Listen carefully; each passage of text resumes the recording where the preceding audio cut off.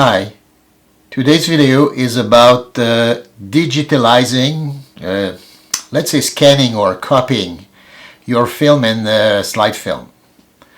It's going to be a two-part video. The first part is more about equipment and how to make the copy, and the second video will be about how you do the treatment, the post-treatment into your software. To take the picture of your slide or your negative, you will need some equipment. I will show you some equipment available on the market. There is all kind of price. It's up to you to decide how much you want to pay for. And for those who are DIY or do it themselves, their own equipment, you can get your inspiration from what I will show you. Once the slide has been copied or scanned, then you have to process it, and this is the subject of the second video.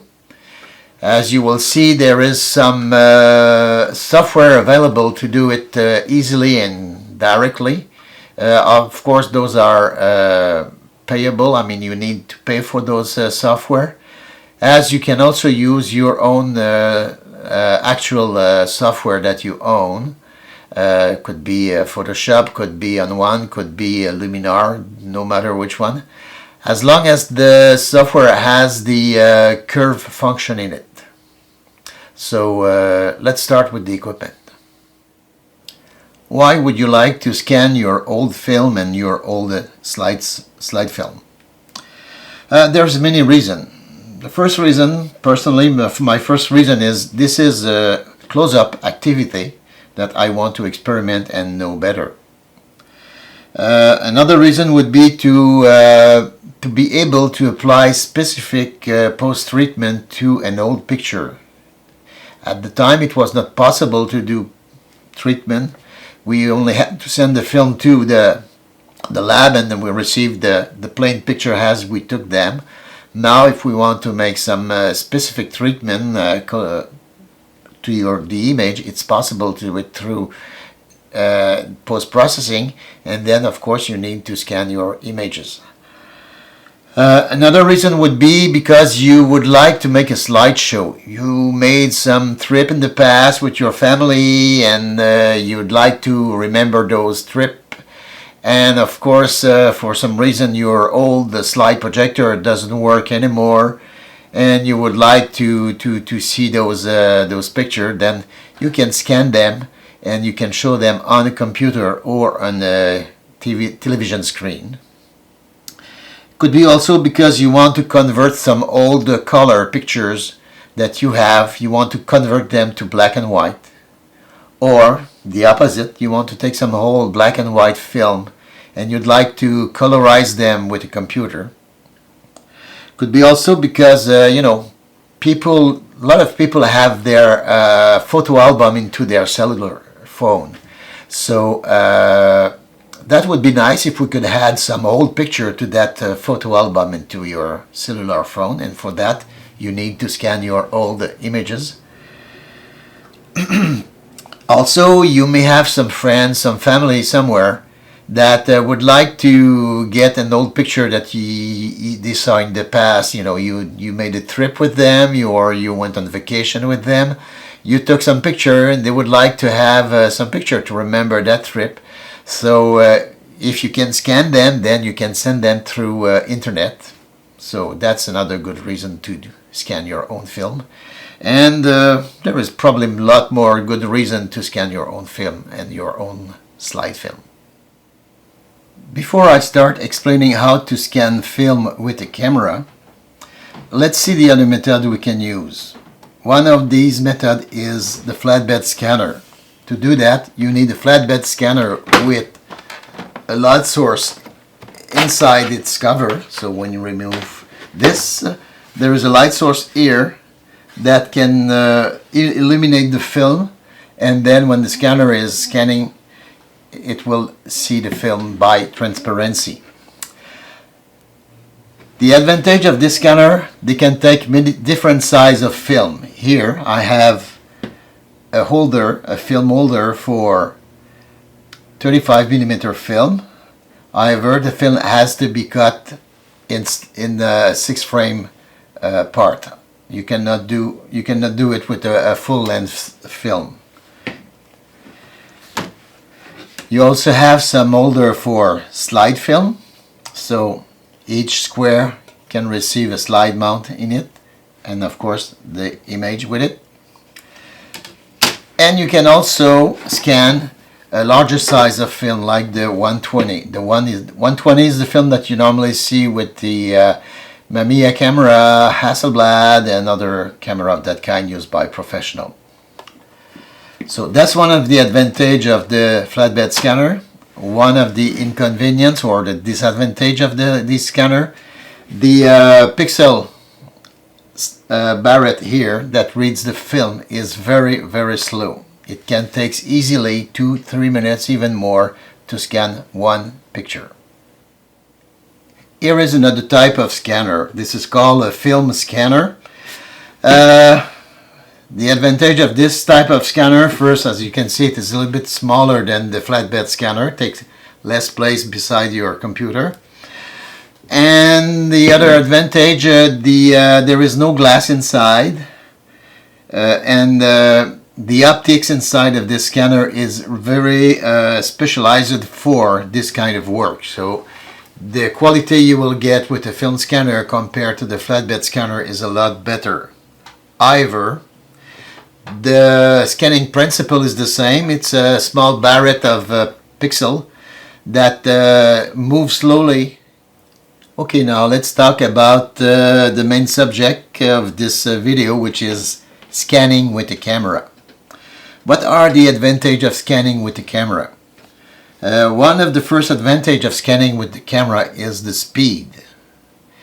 When you scan with a film scanner or a flatbed scanner, this is a pixel bar that is moving along the film slowly to record the image. With the camera, instead, what you have is a surface of pixel that will take the picture almost instantly. You know, you will take a picture within, let's say, 10 seconds or 1/10 of a second, depending on the light source you have, compared to the scanner that will take 2 to 3 minutes to make a scan. So it's a lot faster. It's also possible to scan different size of film. Since a camera is a macro lens that you can take different size of subject depending on the lens you have on it. So you can adjust the height or the distance from your camera to the film according to the size of the film itself. So it's like making macro pictures. You can take different magnification according to the film size that you take. So you can take 35 millimeter film scan, or you can make a scan of a 120 film or a 4x5, even an 8x10 if you have an 8x10 camera. But the advantage of the camera is you can adjust the distance to record different size of film. Another advantage is the quality of the lens that you have and the camera. So if you have a good lens and a good camera, you can expect some excellent result scanning yourself with the camera. Another advantage is it's a modular system. I mean, you have a camera, you have a lens, you have a support for the camera, which is a tripod or a copy stand, you have a film holder, you have a light source. So all these things are independent from each other, and because of that it becomes a modular system. So if next year you buy a new camera with more pixel, or you buy a new lens with a better sharpness, or you buy a new light source that is brighter and more accurate, the system is modular. You can adjust in time, you can adjust without having to change everything all at once. You can just change pieces by pieces. And finally, there is a lot of opportunity, a lot of a choice on the market to get equipped. You know, you can get a different price, different film holder. There are some better film holder than others. Some are easier to use or more flexible. Depending on the price you're ready to put on the film holder, you can have a good film holder. It's the same for the light source. There is all kind of light source. There is all kind of course, all kind of camera and all kind of lenses. So it's up to you to build a system that is convenient to your budget and to the quality that you expect. So these are the advantages of the camera scanning. There is some inconvenience that depending on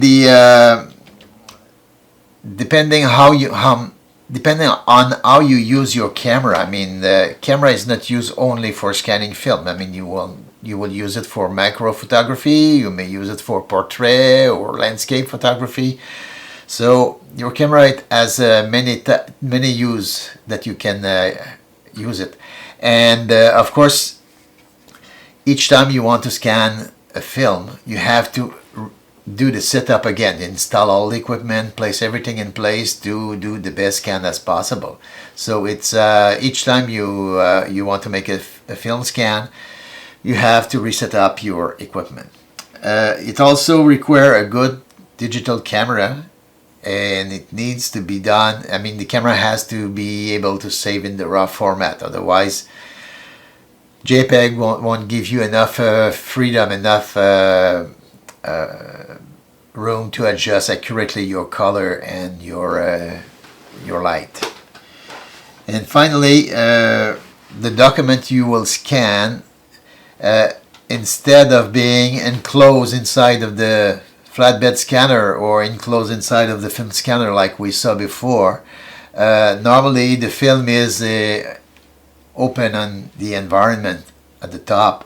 You put a light behind to take picture through the film, but the environment can lit the surface of your film and create a loss of contrast or some reflection.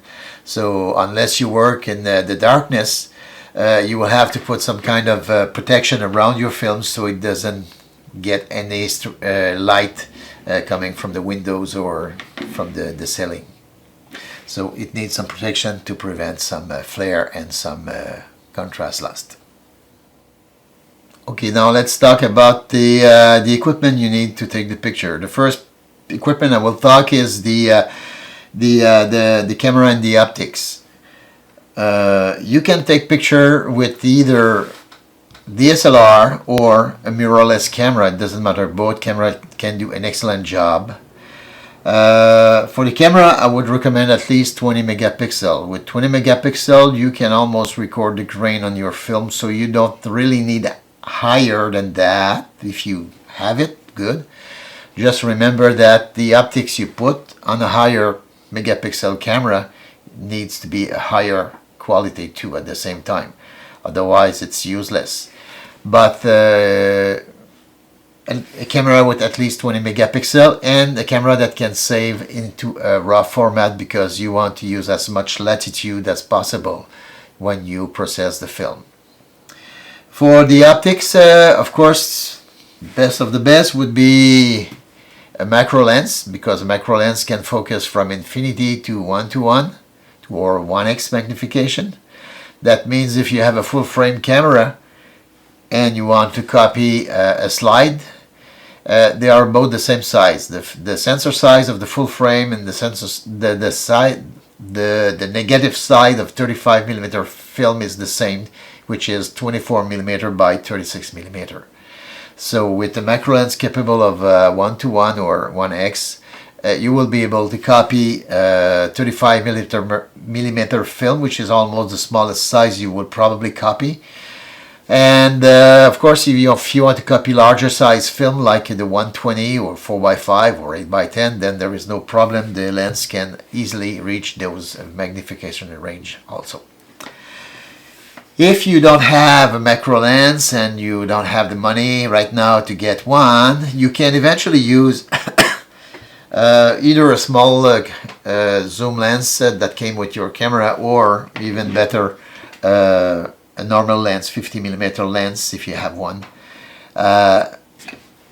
If you use it with some extension tube like this, you can reach almost all magnification between 1:1 and infinity. So as a macro lens, you can do almost the same range of magnification, except that you may have to remove ring depending on the magnification you want. It's not as easy to use as a macro lens is. And the result, if you close the lens enough, you know, like f8, f11, you should have excellent result. I'm not saying it's going to be better than the macro lens, but you will get excellent result copying with that. And finally, for those who have been following me up to now, I talk in one of the last video I made, I talk how to match lenses and close-up lens to reach different range of magnification. And in those different range of magnification, there is some combination that can work for me on my APS-C camera. For example, my 135mm lens from Nikon with a Raynox close-up lens can copy almost 24 by 36. So with this setup, I can also make slide copying. I may have to crop a little bit in the final result, but it's capable of doing it. And of course, if you don't have a macro lens and you have this at the moment, you can try, at least you can experiment with the process. So, as I mentioned, DSLR or mirrorless with some capable macro optics to reach 1:1, or at least to be able to copy 24 by 36mm slide or negative. To copy or to scan your slide with a camera, you will need a light source to illuminate the slide or the negative by transparency. There is many type of light source you can find in the market. The price and the quality vary. The characteristic you must look for a light source is a size sufficient enough to cover the film you want to scan, the intensity, and the color rendition. Of course, the more you pay, the better the light source you will have.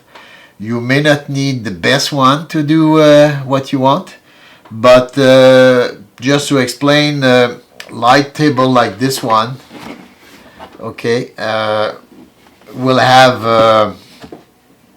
vary in price according to the size. The smaller one are cheaper than the larger one. The intensity of the light, like I said, is important. The more intensity you have, the shorter your exposure time will be. And also the CRI, which is the color rendition index, is the quality of the light, which means the light is very accurate in all the colors. So usually they give an index. A light bulb in your house might have a rendering index around, like, let's say 85, 87. Something a little bit better will have a rendering index around 90. And finally, if you look for the best light source for copying or any type of work that needs a light source, you may find out coloring index CRI equal to 95, 97, 99 even. So the quality depends on the price you want to pay, and like I said, you don't necessarily need the most expensive to do some nice copy or scanning of your film. For example, to give you an example, there is some in the corner. I put some image of some light source you can find. There is the Viltrox 116T, which is a light for making movie. So the color index is not so bad. It's quite good. But as you can see, you might be able to see all the diode, all the LED that illuminate the subject. With a light like this, I would put some kind of diffusing the plexiglass or translucent plexiglass to minimize this appearance. There is also a small light table that I put. It's the Logan light panel. The Logan light panel is less accurate with the CRI. It's not expensive. It does the job, but it's up to you to look for the more or less the best one. If you don't want to put money on the light table at the moment, but you do have a phone or a tablet, like here I have an Apple iPad, you can load or you can take picture of something white to get a white page like this one. Okay, a white page like this one can illuminate your film by transparency. It's not very strong, but you just adjust the exposure time according to that. That will work as a light table, and once you're familiar with the process and you want something more powerful, then you may look for a light table. The thing I'd like to mention about using the phone and the tablet is if you look at the surface of a tablet with a magnifier, you will find out that there is a lot of pixel in it. And if you take a picture, if you want to copy your film with a tablet and you put the film directly on the surface, it will result in the fact that you will see the pixel through the image. So to avoid that, you have to make sure that the tablet is out of the depth of field, and to do that, all you need to do is put some spacer on each side, like this. Make sure that both spacers are exactly the same height, and they are parallel, because you don't want to break the parallelism between your camera and your slide. So put the film on top, and with that extra inch that I put here, the tablet and the tablet is going to be out of focus, so you won't see the pixel on it. So just to conclude about the light table, depending on the price you want to pay, look for something that is large enough to cover your film and your film holder, and ensure that it's powerful enough to give you some reasonable exposure time, and also make sure that if you can pay more money for that, make sure you have a good CRI, color rendering index, something over 90, to make sure that you get consistent result when you make copy.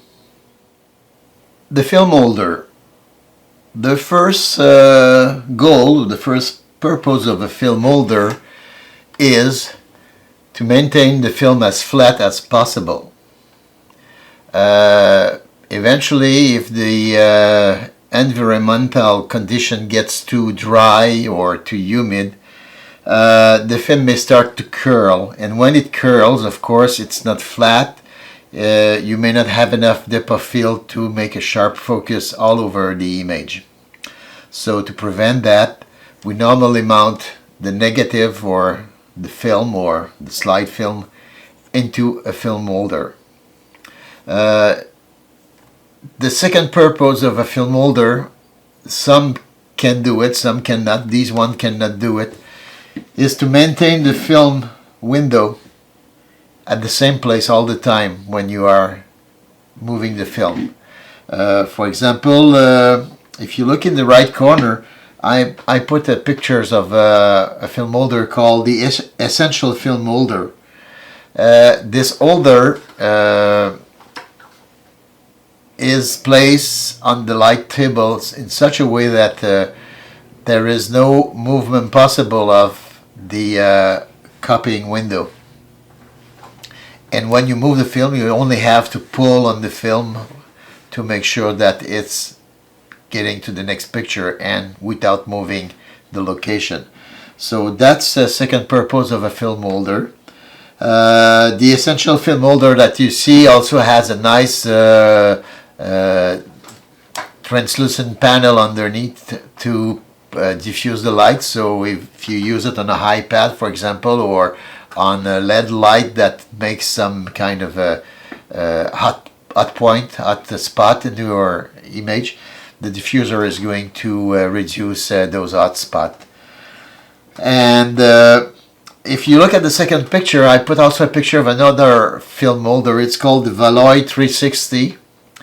The bellow 360, also like the previous one, you can change the windows opening to make different film size, like like a 35 millimeter or like 120 or whatever. So like the other one, it keeps the film flat. There is different window for different film size. And the advantage of the 360 is that there is a knob that you can turn, and when you turn the knob, the film advances to the next picture, you know, so you can place it exactly where you want. Make sure that you advance the film slowly. This system, of course, costs more money. The previous one is around $100. This one is about $300, and of course it's all metal. It's well made. It's a good film holder, but it's a lot of money. If you don't want to put that much money to do your film scanning, you can go with these plastic holder like this one. This one is the plastic holder from my film scanner that I showed a few minutes ago. And you can buy these separately from this film scanner if you want. They are something around $10, $15 US. And of course, they will maintain your film flat like you want. But if you place it on the light table, it's never at the same place. So you have to, before you take the picture, you have to readjust the alignment to make sure that you are framing correctly. So costs less, but not the same advantage than the other one. There is slide holder. There is a film holder for negative. Your film must be cut in a strip of 6 pictures or less, otherwise it won't fit the holder. You also have some holder for slides. So the same thing, you can put your slide in and you just have to move it. Flatness of the film, of course, is maintained by the slide mount itself, not by the holder. If you have larger film, I have this one here. This is the 120 film holder for my flatbed scanner. That's another option. Flatbed scanner film holder can be used. This one has a light diffuser that I have to put on it to maintain the film flat, and then I have to put it diffuser down to make sure that I can copy from the top. For those of you that made before some darkroom work, and for those of you who have an enlarger, you probably have some enlarger film holder like this. This one is a bestseller film holder, and with these you can also use them. There is a window for the film that you can use for copying your film. Make sure, if like this one has some it is spring loaded to open it when you take it out so you don't scratch the film. So if you want to maintain it closed, you will have to put elastic band or some kind of a small clamp to make it closed, to keep it closed and maintain your film flat. Normally, enlarger owner have both the 35 millimeter size and the 120 size for their enlarger. So these are options. Some of you may just want to do their own film holder. It's not that complicated to cut a window 24 by 36 millimeter and arrange it to make sure that it keeps the film flat, and then you just put it on your light table. So it can be DIY if you want to. So just to conclude, film holder, first function, keep the film flat, and when possible, position the film in a fixed position so you don't have to readjust the position each time you change pictures. So now let's talk about the camera support when you do film scanning. There is two options. The first option is the copy stand. A copy stand is simply a table with a perpendicular column on which there is an arm to attach a camera. The copy stand has one adjustment here, so you can raise or lower the camera. I would say roughly at the right height, because as you saw, this is not an accurate adjustment that we have here. It's a rough adjustment. To fine-tune my focus later, I'm going to use a macro stand, a macro rail to fine-tune the focus.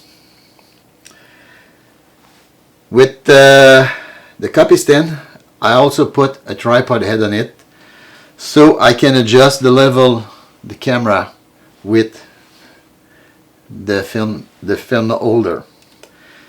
This tripod head, I can adjust the camera in this direction,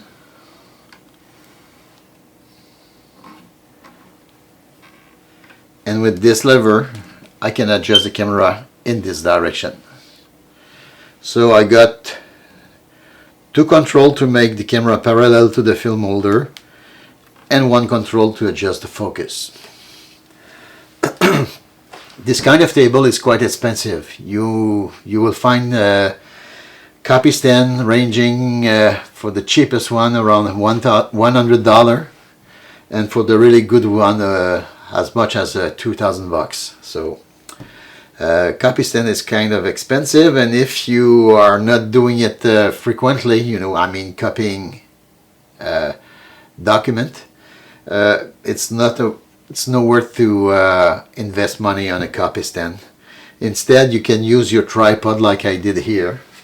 So for the tripod, I just bring the tripod as close as possible on the edge of the table so it won't trip over forward, and I adjust the height of my tripod about here. This is a tripod, this is a tripod head, and this is a tripod column.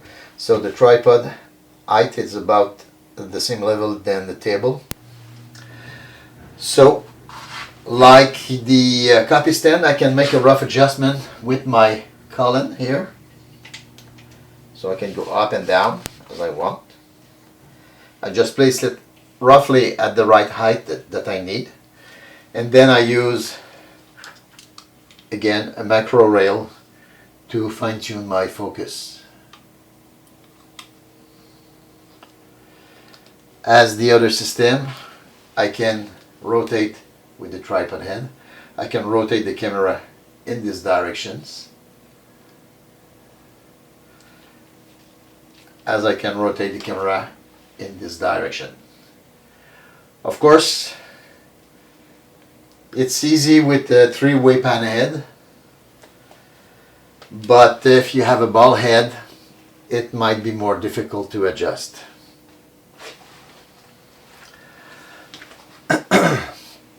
Now that we have all the adjustment, height, and control on the orientation for being parallel to the system, there is two ways that you can make it the camera parallel to the film holder. The first way is with the spirit level, this type or the camera type, doesn't matter. So the first thing you need to do is to level your film holder.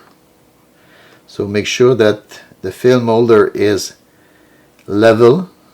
If not, you may have to shim the table at the front or at the back or on the side, but try to make your film as level as possible first. And once this is level correctly, then use a spirit level to adjust the camera so it's also level as the film holder.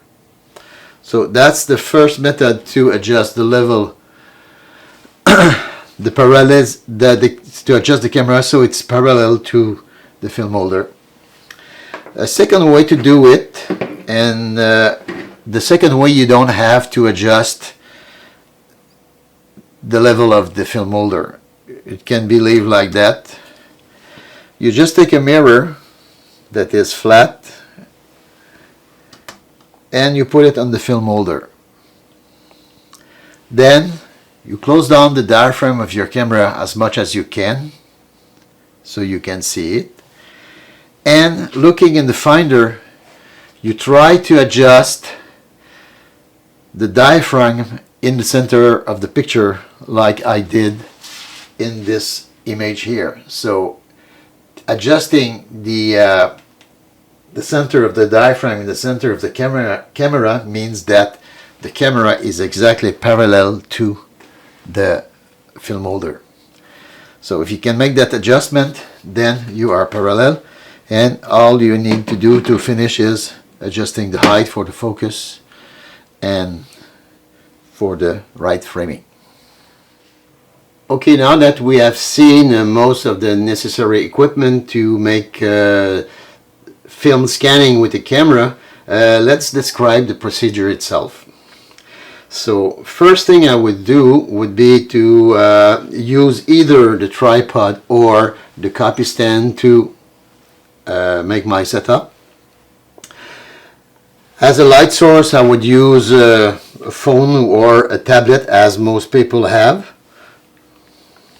So with the tablet you can have a wide screen to illuminate your subject, or if you have a light table or anything like that, use a light table. Once the tablet is located under my camera, I would use some small can. Here this is a cat food can, so I use 4 of them. They are all the same height, so I can use 4 cans in the 4 corners of the tablet. These will be my support to hold a piece of glass. The piece of glass is simply a picture frame that I use the glass. I also have the black border around, so it will handle easier. So you can put that piece of glass over your tablet. So there is a nice inch distance between the tablet and the negative. This way the pixel from the tablet won't show into your picture because of the shallow depth of field. Make sure the glass is clean on both sides before you start, because dust on your glass may show if you don't clean it. Then first thing I would do would be to arrange the glass and the camera to be exactly parallel. So like I indicated earlier, there is 2 ways to do it. One way is to use a level, the spirit level. So make sure you are parallel, make sure you are level in this direction and in this direction. And once the level is okay with the piece of glass, repeat the process with the camera to make sure that it is level in both directions. You can do it with that kind of spirit level, or you can use the small camera spirit level, or you can use, like I described before, the mirror method.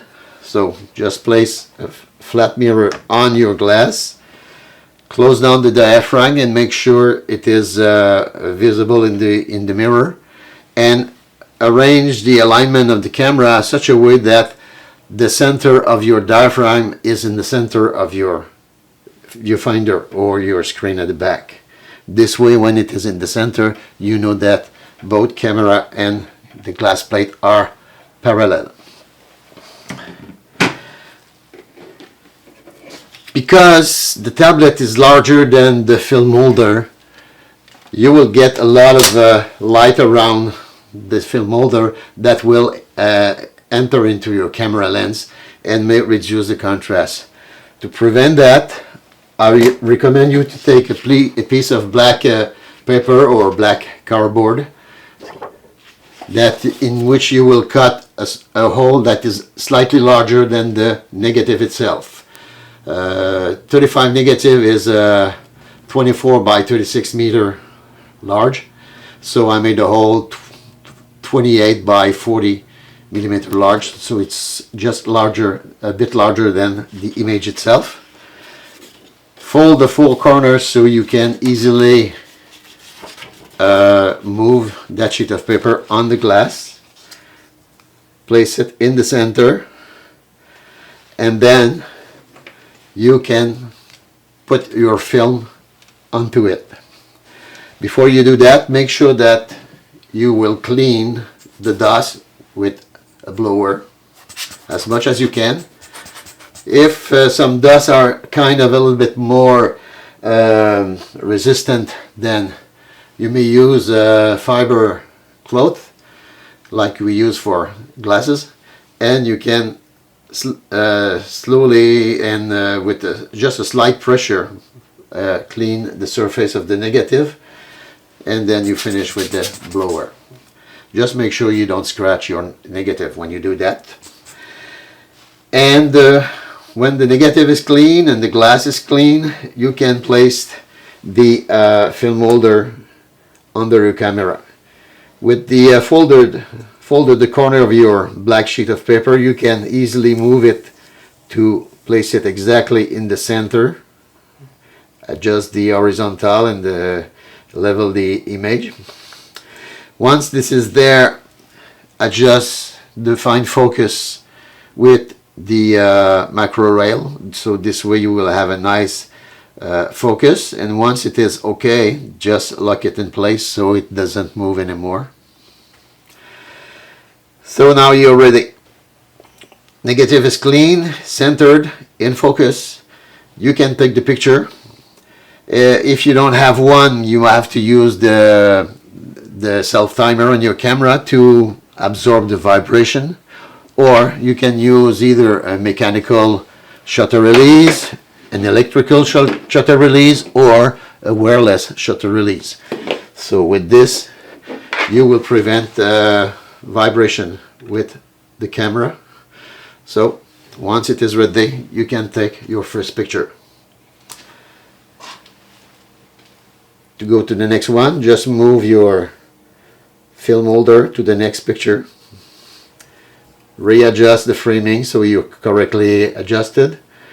You shouldn't have to readjust the focus because everything is the same plane. It is very flat, so you don't have to readjust the focus. So just adjust the framing so it's exactly centered. Take a second image, then you go next image, and you repeat the process for the number of images you have in your film holder. Then you can take the film holder, replace the film with another film, and repeat the process. So this is how I would make some copy of film with the camera. Before I conclude, I'd like to show you another system that can be used for scanning your slide or your negative in the format of 35mm, of course, because it's limited to that format. For those who have a bellow, like here I have a Nikon bellow PB4, or I have the Olympus bellow, auto bellow. You can use that bellow to enlarge the image of your film. It could be life size or even larger if you want to crop into your negative or into your slide. They sell an accessory that is called the slide copier. Okay, this is just an accessory that is added to your bellow in front of the bellow, which you connect, and you can attach the slide copier to your lens via another small bellow. This way you prevent any ambient light from reducing the contrast on your film. Exactly the same for Olympus. You can also attach the slide copier to the lens, so there is no ambient light hitting the slide or the negative. So with this system, what you do, you first adjust the magnification you want with the bellow itself. You can use different lenses on it. Ideally, this is a macro lens that you would use, but you can also use a standard lens if you want to get a different magnification, or if you want to enlarge it less or more. So you adjust the magnification via the bellow, the rear bellow, and once you get the magnification that you want, you just adjust the focus by moving the slide copier back and forth until the image is in sharp focus, and when it's in sharp focus you just lock it there. So once the magnification and the focus is done, you just lock all the control, and then you can proceed for scanning your slide film via a slot where you can move the film in and out, or you can use also the slide copier attachment. Both the negative and slide can be done on both systems.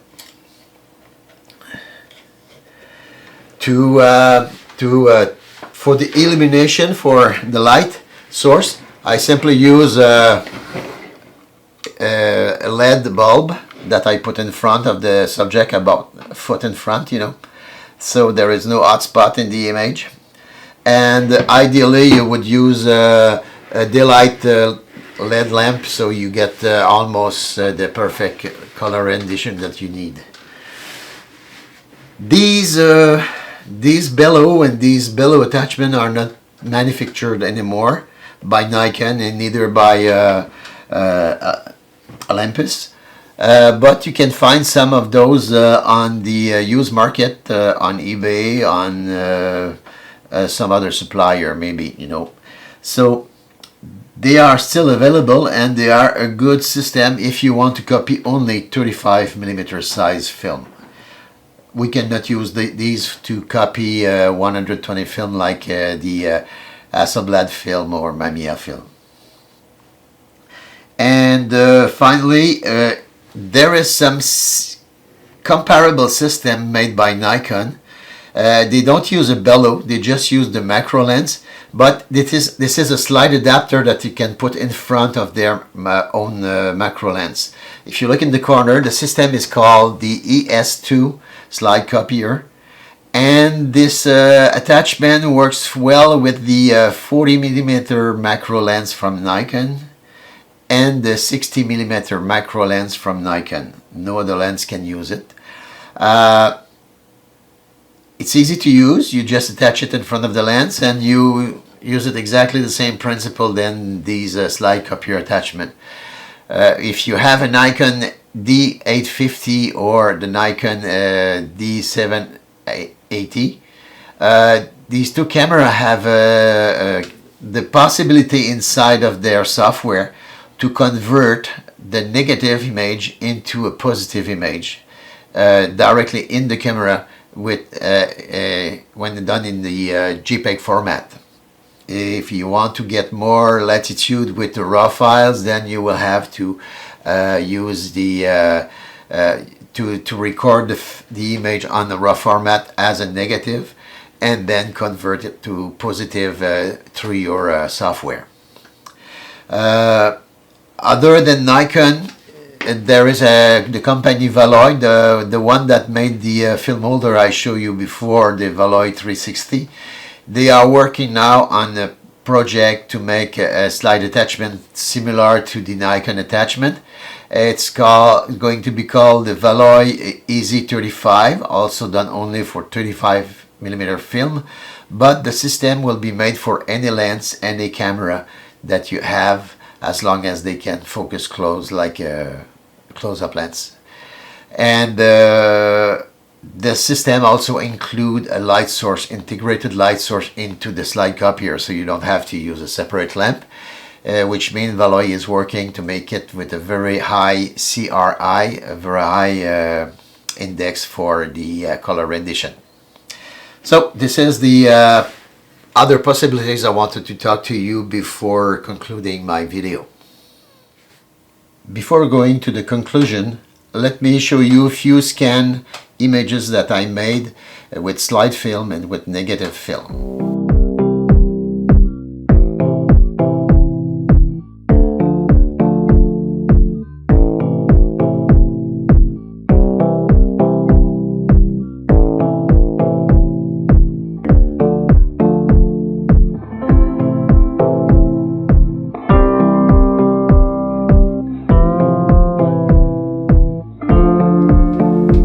This concludes the video on scanning your slide film and your negative film.